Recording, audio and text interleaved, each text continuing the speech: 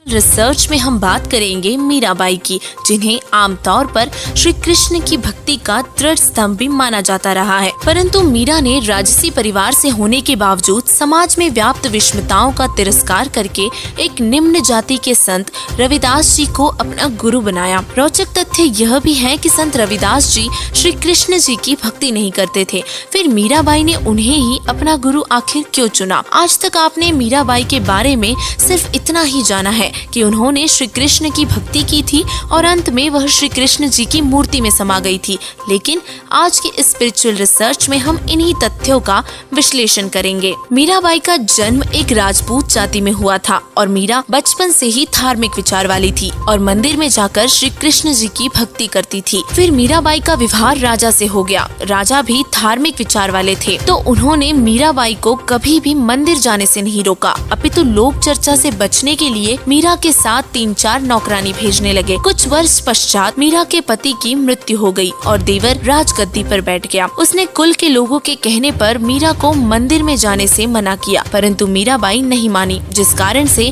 राजा ने मीरा को मारने का षड्यंत्र रचा। राजा ने एक सपेरे वाले से कहा कि ऐसा सर्प लाकर दे कि डिब्बे को खोलते ही खोलने वाले को डंक मारे और व्यक्ति मर जाए। ऐसा ही किया गया। राजा ने अपने बेटे का जन्मदिन मनाया, जिसमें रिश्तेदार व अन्य गणमान्य व्यक्तियों को आमंत्रित किया गया। नौकरानी से कहकर एक आभूषण वाले डिब्बे में सर्प को रखकर मीराबाई को भिजवा दिया और आदेश दिया कि मीरा को कहना कि यह बेशकीमती हार गले में पहन ले, नहीं तो रिश्तेदार कहेंगे कि भाभी को अच्छी तरह नहीं रखता।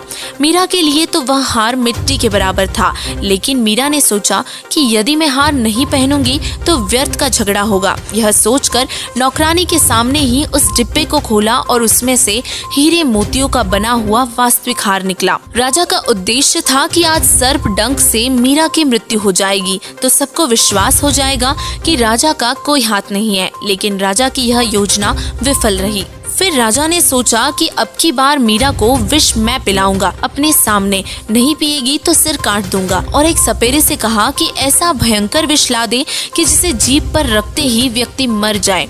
उसने राजा को वैसा ही विष ला कर दे दिया। राजा ने मीरा से कहा कि यह विष पी ले, अन्यथा तेरी गर्दन काट दी जाएगी। मीरा ने सोचा कि गर्दन काटने में तो पीड़ा होगी, विष ही पी लेती हो। मीरा ने विष का प्याला परमात्मा को याद करके पी लिया और मीराबाई को कुछ भी नहीं हुआ। राजा ने उस सपेरे वाले को वापस बुलाया और कहा कि नकली विष लाया है। सपेरे वाले ने कहा कि वह प्याला कहाँ है और राजा के सामने ही उसी प्याले में दूध डालकर एक कुत्ते को पिलाया, तो कुत्ता दूसरी बार जीभ भी नहीं लगा पाया था, वहीं मर गया था। फिर राजा ने देख लिया कि यह किसी भी तरह मरने वाली नहीं है, तो उसको मंदिर में जाने से भी नहीं रोका।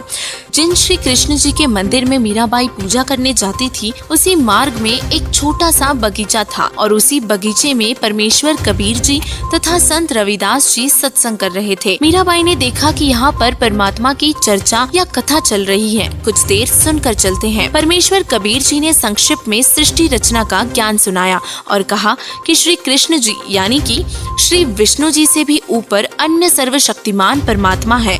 अगर जन्म और मरण समाप्त नहीं होता तो भक्ति करना और न करना समान ही है। जन्म और मरण तो श्री कृष्ण जी का भी समाप्त नहीं हुआ, उनके पुजारियों का भला कैसे होगा? परमेश्वर कबीर जी के मुख कमल से यह वचन सुनकर परमात्मा के लिए भटक रही आत्मा को नई रोशनी से मिली। सत्संग के उपरांत मीराबाई ने प्रश्न किया कि हे महात्मा जी, आपकी आज्ञा हो तो शंका का समाधान करवाऊं? परमेश्वर कबीर जी ने कहा कि प्रश्न करो बहन जी। मीराबाई ने कहा कि आज तक मैंने किसी से नहीं सुना कि श्री कृष्ण जी से भी ऊपर कोई परमात्मा है। आज आपके मुख से सुनकर मैं दो राहे पर खड़ी हो गई हूँ। मैं मानती हूँ कि संत झूठ नहीं बोलते। परमेश्वर कबीर जी ने कहा कि आपके धार्मिक ज्ञानी गुरुओं का दोष है, जिन्हें स्वयं ज्ञान नहीं था कि आपके सदग्रंथ क्या ज्ञान देते हैं। श्रीमद् देवी भागवत पुराण के 3 स्कंद में श्री विष्णु जी स्वयं स्वीकार करते हैं कि मैं विष्णु, ब्रह्मा तथा शंकर नाशवान है। हमारा आविर्भाव यानी कि जन्म और तिरोभाव यानी कि मृत्यु होती रहती है।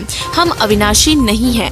मीराबाई बोली, हे महाराज जी, भगवान श्री कृष्ण जी मुझे साक्षात दर्शन देते हैं, मैं उनसे संवाद करती हूँ। परमेश्वर कबीर जी ने कहा कि मीराबाई, आप एक काम करो, भगवान श्री कृष्ण जी से ही पूछ लेना कि आपसे ऊपर भी कोई मालिक है, वह देवता है, कभी झूठ नहीं बोलेंगे। रात्रि में मीराबाई ने भगवान श्री कृष्ण जी का आह्वान किया। त्रिलोकीनाथ प्रकट हुए। मीराबाई ने अपनी शंका का समाधान के लिए निवेदन किया कि हे प्रभु, क्या आपसे ऊपर भी कोई परमात्मा है? श्री कृष्ण जी ने कहा कि मीरा, परमात्मा तो है, परंतु वह किसी को दर्शन नहीं देते। हमने बहुत समाधि व साधना करके देख ली। मीराबाई ने सत्संग में परमात्मा कबीर जी से सुना था कि उस पूर्ण परमात्मा का मैं प्रत्यक्ष दर्शन करवाऊंगा, सत्य साधना करके उसके पास सतलोक में भेज दूंगा। मीराबाई ने श्री कृष्ण जी से फिर प्रश्न किया, क्या आप जीव का जन्म और मरण समाप्त कर सकते हो? श्री कृष्ण जी ने कहा कि असंभव है, लेकिन परमेश्वर कबीर जी ने कहा था कि मेरे पास ऐसा भक्ति मंत्र है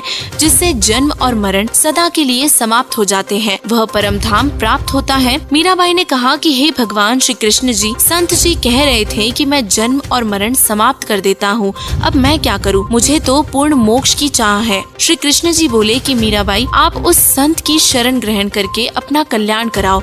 मुझे जितना ज्ञान था वह बता दिया। अगले दिन मीराबाई मंदिर नहीं जाकर सीधे संत जी के पास गई और श्री कृष्ण जी के साथ हुई वार्ता परमेश्वर कबीर जी के साथ साझा की और परमेश्वर कबीर जी से दीक्षा लेने की इच्छा व्यक्त की। उस समय छुआछात चरम पर थी। ठाकुर लोग अपने को सर्वोत्तम मानते थे और मीराबाई की परीक्षा के लिए परमात्मा ने संत रविदास जी की ओर इशारा करते हुए कहा कि वहाँ बैठे संत जी, उनसे जाकर दीक्षा ले। मीरा जी तुरंत रविदास जी के पास जाकर बोली, संत जी, दीक्षा देकर कल्याण करो। गुरु संत रविदास जी ने बताया कि बहन जी, मैं चमार जाति से हूँ और आप ठाकुरों की बेटी हो। आपके समाज के लोग आपको बुरा भला कहेंगे, आप विचार करें। मीरा ने कहा कि कल को कुतिया बनूंगी तब यह ठाकुर समाज मेरा क्या बचाव करेगा? आप जी दीक्षा देकर मेरा कल्याण करो। मीराबाई का परमात्मा के प्रति समर्पित भाव देखकर परमेश्वर कबीर जी ने संत रविदास जी के माध्यम से मीराबाई को प्रथम मंत्र केवल 5 नाम दिए। मीराबाई पहले तो दिन में ही घर से बाहर जाती थी, फिर रात्रि में भी सत्संग में जाने लगी,